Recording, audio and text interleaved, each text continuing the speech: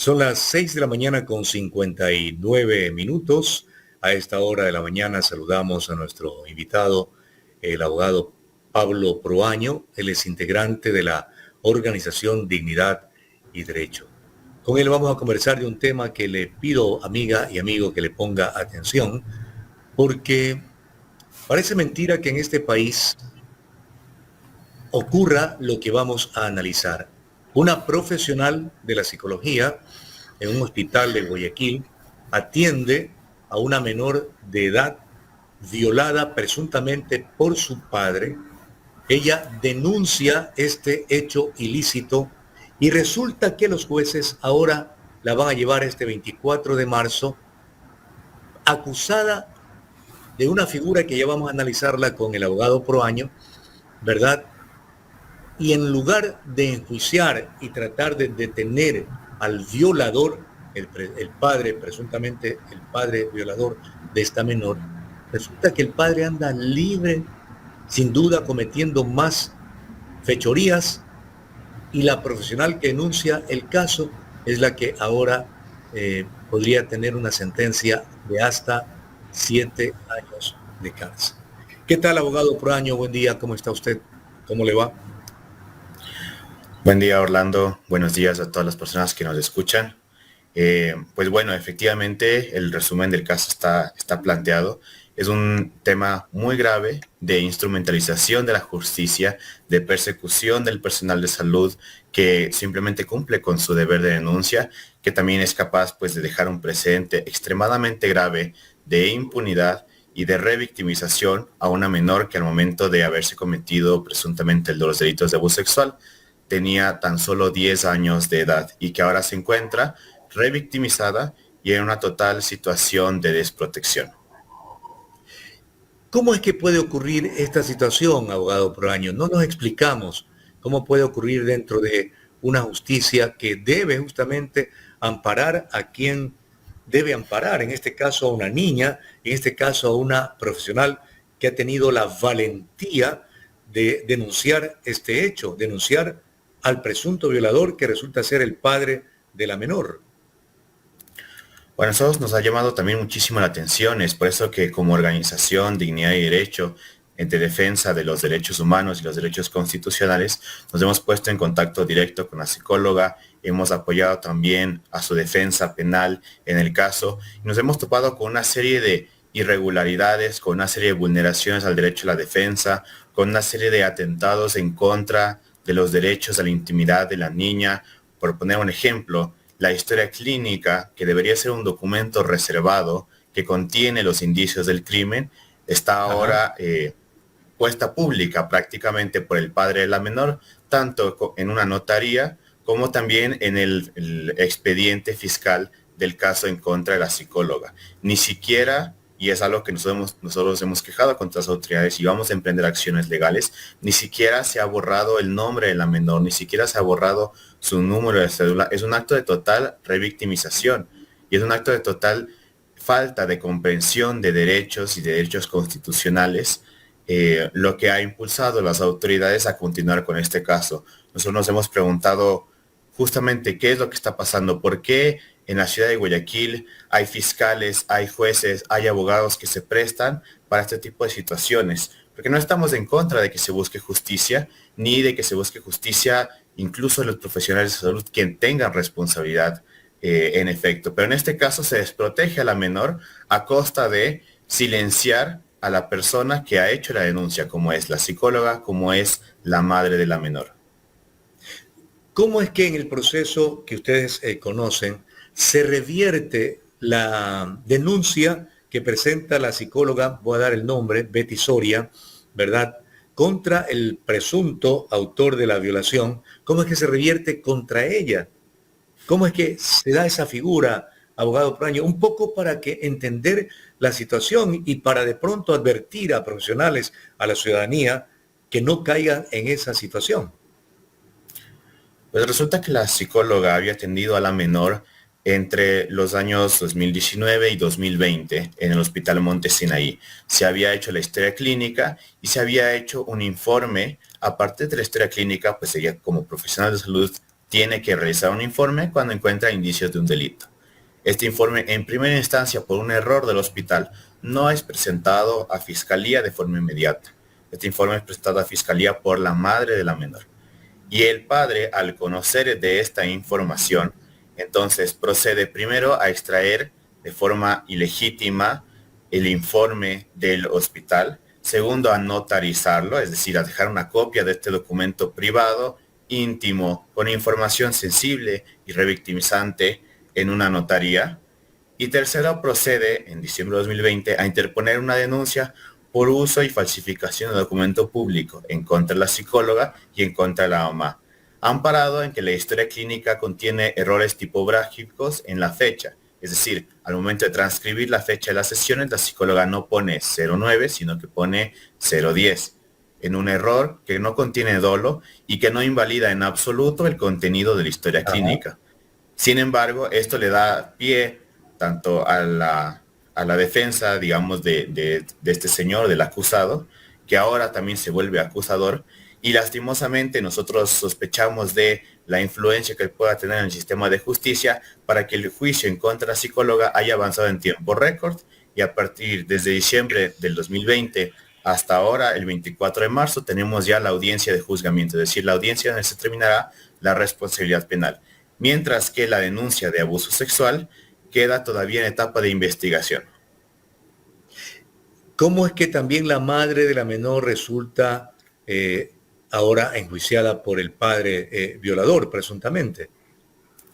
Pues la llaman en calidad de coautora, junto con la psicóloga, porque claro, si es que el informe de la psicóloga y la historia clínica contiene indicios del delito de un presunto abuso sexual en contra de la menor perpetrado por el padre, el hecho de invalidar esa historia clínica, el hecho de declararla como un documento falso, le va a permitir al padre continuar en impunidad.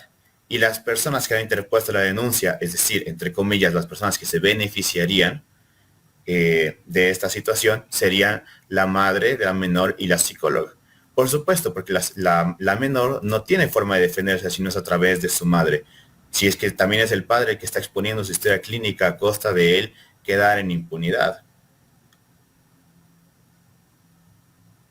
De receptar la denuncia del padre, el presunto violador de la menor, debe saber que una historia clínica no puede andar rodando de mano en mano.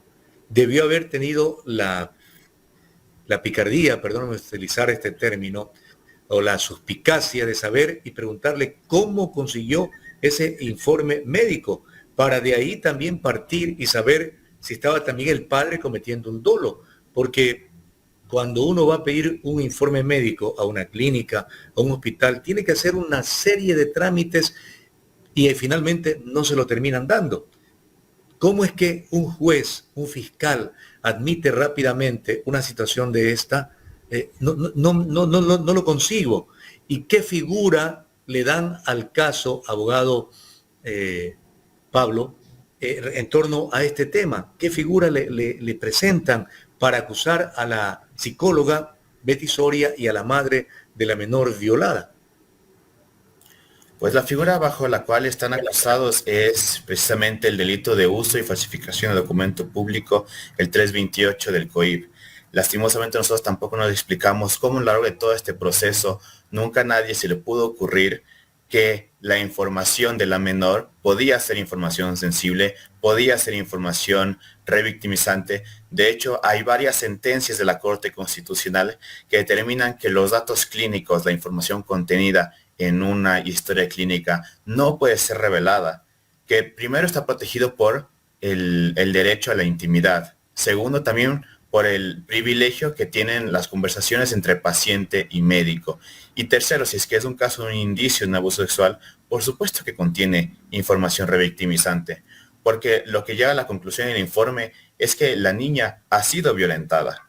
Ya la responsabilidad penal, ya todo lo que significa comprobar el cometimiento de un delito le corresponde a la justicia, no le corresponde al informe de la psicóloga en primera instancia, pero sí le corresponde determinar que efectivamente la niña quedó traumatizada por unos hechos que supuestamente se habrían dado en 2017 con el padre de la menor.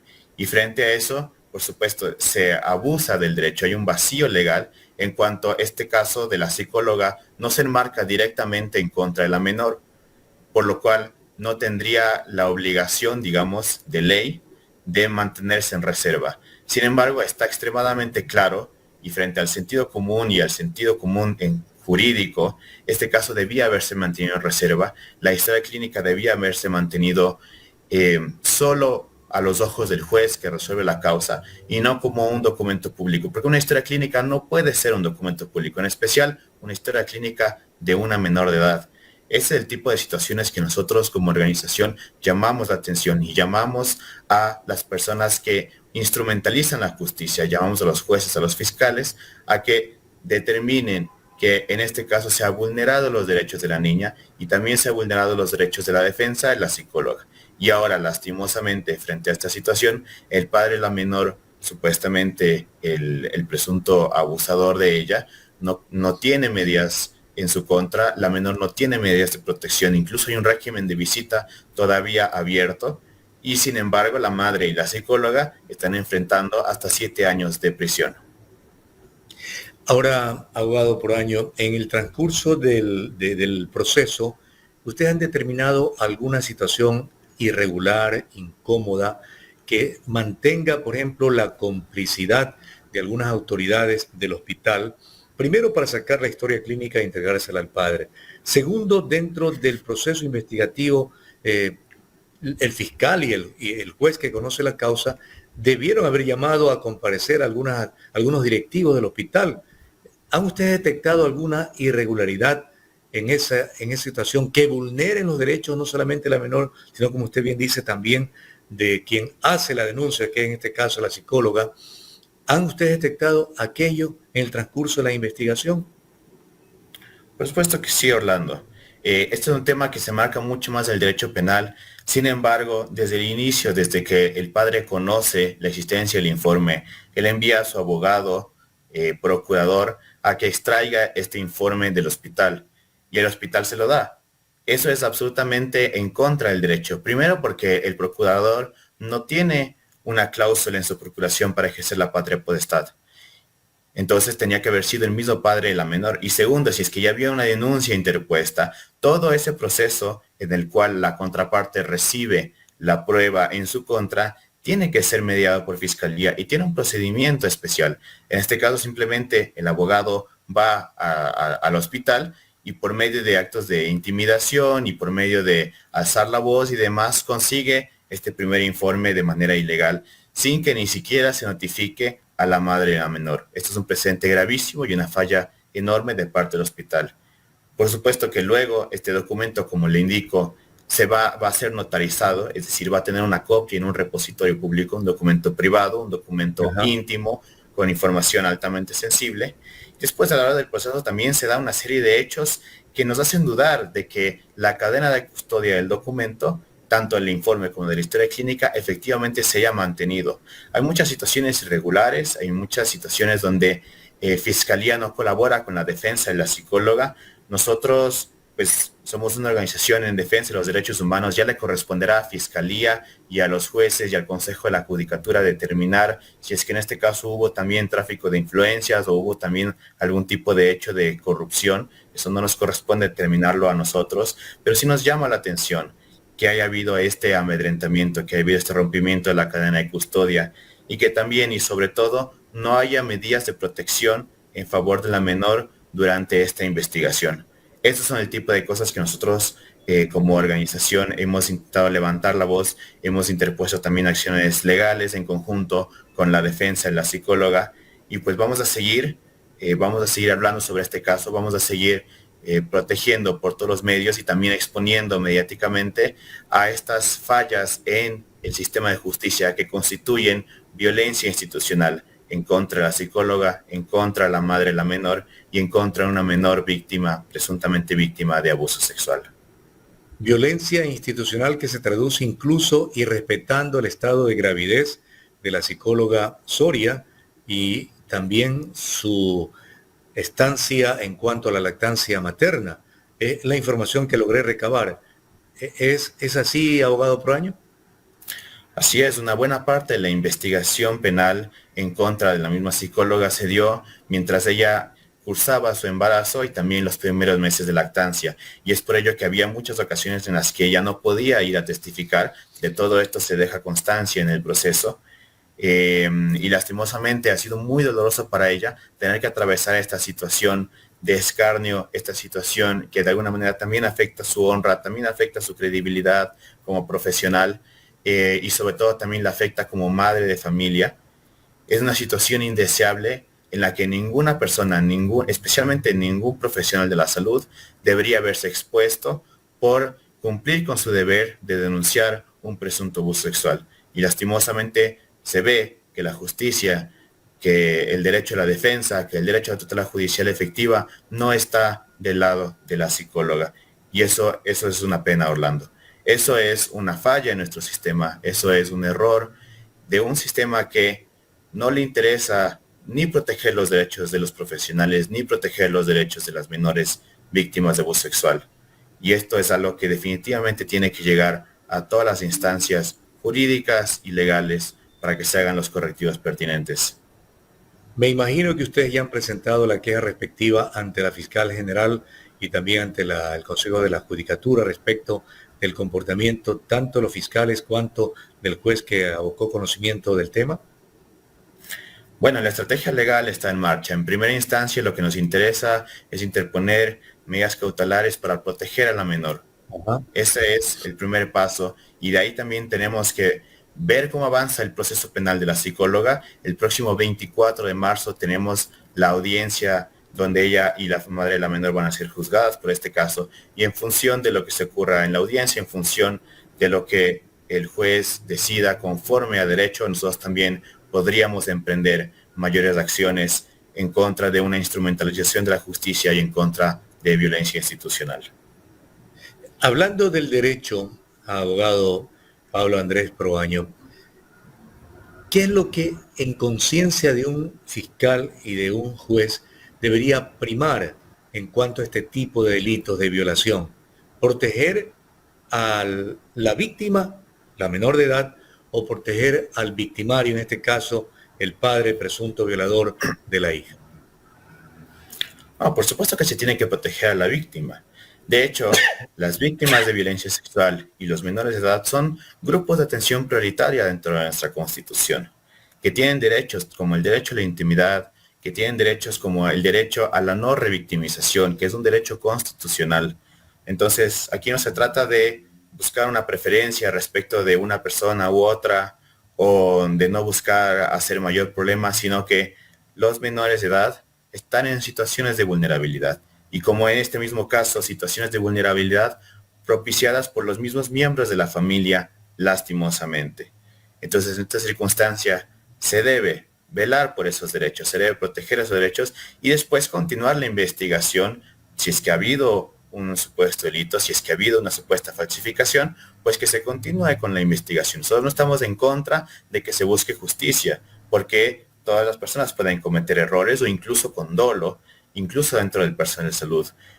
Pero lo que se llama no es a que se detenga una investigación que lícitamente podría ser accionada en contra de la psicóloga, sino que se proteja a la menor, sino que Ajá. no se desproteja tampoco el derecho a la defensa de la psicóloga, sino que esta historia clínica, que es un documento que contiene información altamente sensible, que la misma Corte Constitucional ha determinado que no es un documento público, ahora se encuentra expuesto con varias copias certificadas y con su original en un expediente fiscal que no tiene ningún tipo de reserva legal. Y eso es algo absolutamente inaudito, es algo absolutamente revictimizante. Para aterrizar esta idea, abogado Proaño, eso implicaría que en el transcurso del tiempo y el crecimiento de esta niña que ha sido violada por su padre presuntamente, va a tener repercusiones, porque cualquiera podría señalarla del hecho lamentable que ha ocurrido con ella. Así es, Orlando. Lastimosamente, las víctimas de abuso sexual pasan por situaciones extremadamente duras. No solo en el momento del cometimiento de los hechos, donde ya se genera un trauma, donde ya se genera pues una ruptura de los vínculos familiares, en este caso con con la que perpetra el delito, y también pues todo el hecho de que consigo contiene el trauma de sufrir un abuso, pero también el trauma del silencio. Esta misma menor lastimosamente sufrió durante muchos años manteniendo silencio respecto de su mamá, respecto de otras personas, hasta que por fin, después de varios hechos, varios incidentes y varias situaciones que llevaron a la madre de la menor a preocuparse profundamente por la situación, es que la llevan a una psicóloga y es que ella puede hablar.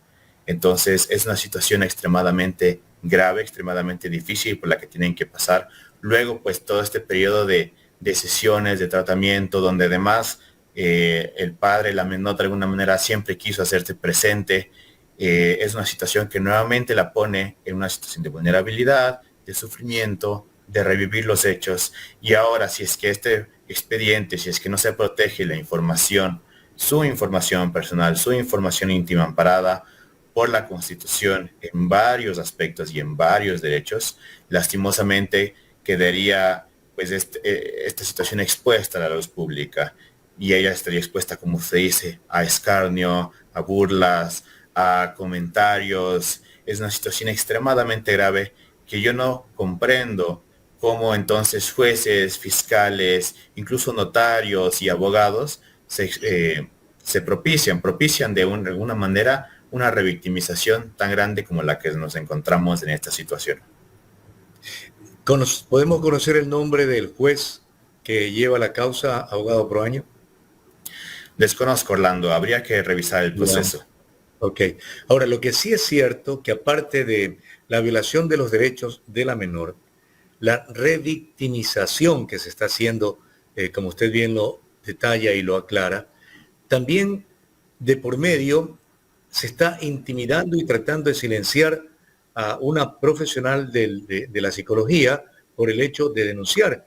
Y hay una violencia institucional contra ella en pleno mes de marzo, donde estamos recordando, celebrando, ¿verdad?, el Día Internacional de la Mujer.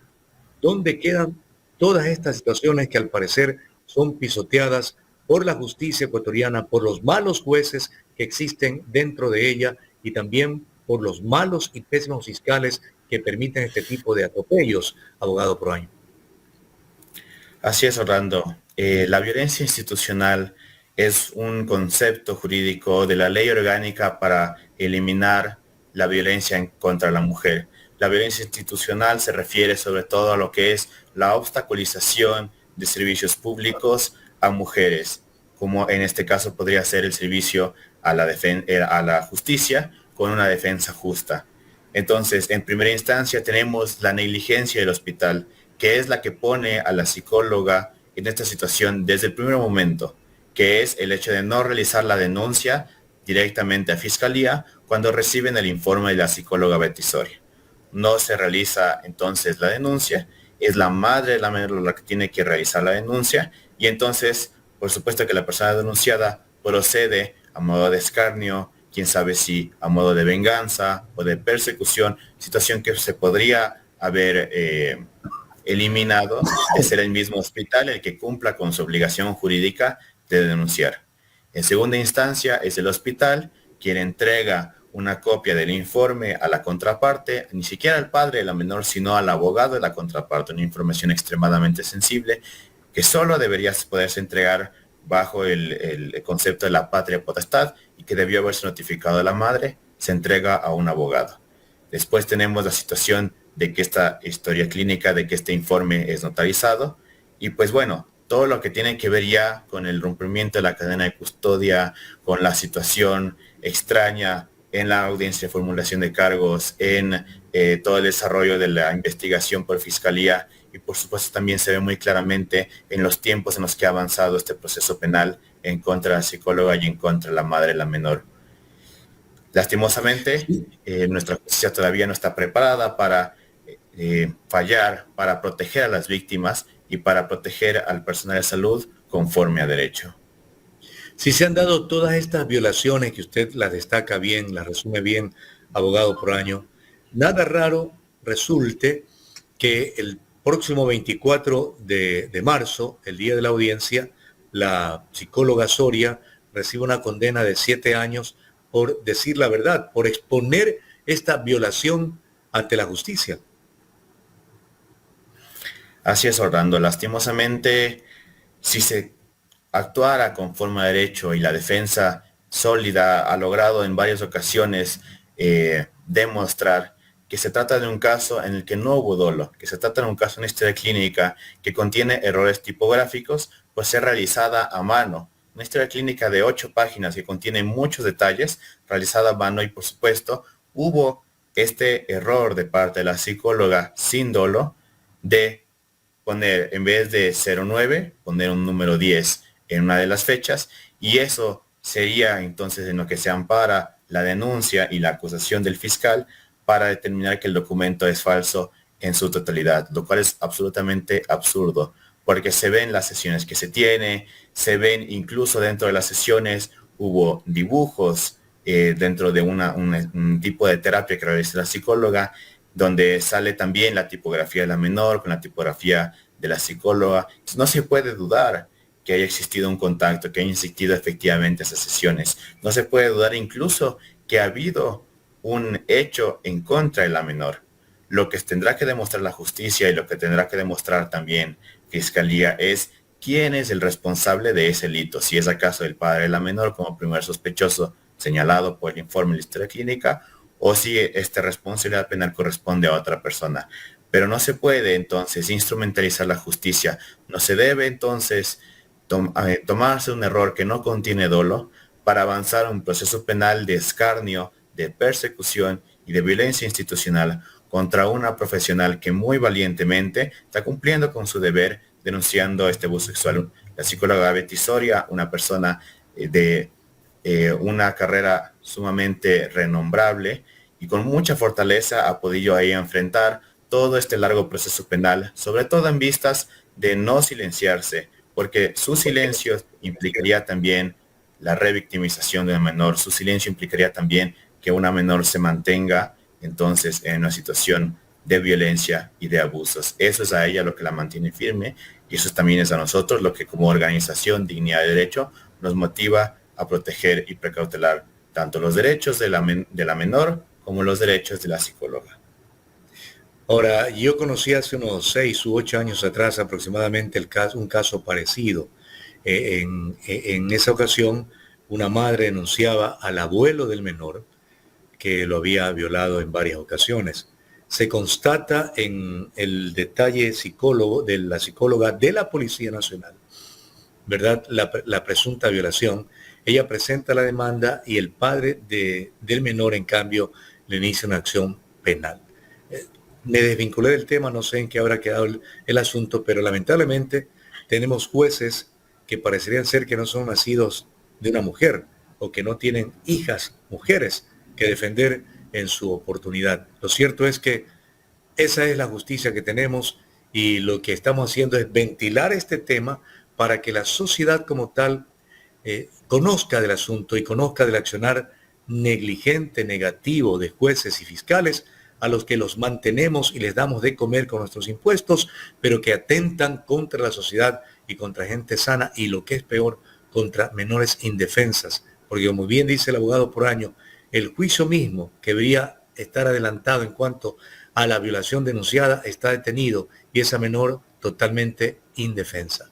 Abogado Proaño, lo dejo con sus palabras de despedida y le agradezco la frontalidad de haber encarado este diálogo aquí en OMC Noticias, denunciando a fiscales y jueces corruptos en un caso evidentemente que no debió progresar. Muchas gracias, Orlando, y gracias por el espacio. Siempre es un momento muy amigable, y efectivamente, pues yo creo que es un momento de hacer un llamado a la ciudadanía, es un llamado a los profesionales de la salud, primero para que pongamos atención en este caso, para que lo escuchemos, para que lo conozcamos, y segundo también para que en la medida de lo posible mostremos este soporte, este auxilio a esta psicóloga que lastimosamente durante todo este proceso se ha encontrado sola y no ha tenido mayor ayuda a no ser por su abogado defensor, y que prácticamente se ha encontrado desprotegida en cuanto a una justicia que estaba llamada primero a precautelar por sus derechos, a un hospital que estaba llamado a hacer una denuncia, que estaba llamado también a no entregar la historia clínica, sino con la debida, con el bendito mandato judicial. Y bueno, pues simplemente un llamado también a las autoridades a que se respeten los derechos de los menores víctimas de violación, el derecho a la intimidad, el derecho a la no revictimización, que son derechos esenciales para mantenernos en una sociedad democrática donde lastimosamente aquí en Ecuador continúan habiendo este tipo de casos de abuso sexual. Muchas gracias, Orlando, y un buen día para todos. No, gracias a usted y en su nombre también a la Fundación Dignidad y Derecho que está defendiendo también a la abogada Betty Soria, a quien mañana justamente tendremos dialogando aquí para que de viva voz denuncie este atropello de la justicia que en lugar de ponerse del lado de la víctima, lamentablemente está tomando medidas en contra de ella.